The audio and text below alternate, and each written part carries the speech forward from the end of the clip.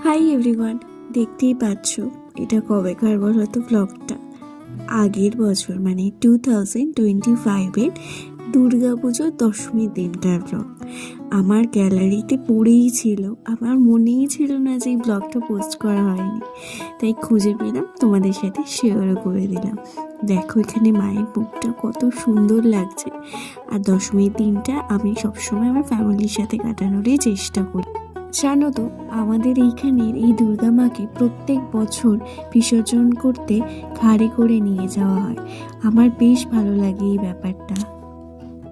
আর ছোট থেকে মায়ের কাছ থেকে শুনে আসছি, এই যে ঠাকুরগুলোকে না, আগে অনেক বছর আগে যখন আমরা ছোট ছিলাম, মা দুর্গাকে আমার বাবা আর সরস্বতী ঠাকুরকে আমার কাকা ঘাড়ে করে নিয়ে যেত। তো আমি কোনোদিনও দেখিনি, ছোট থেকে দেখে আসছি এরকমভাবেই বিসর্জনটাকে। তোমাদের সাথে শেয়ার করলাম।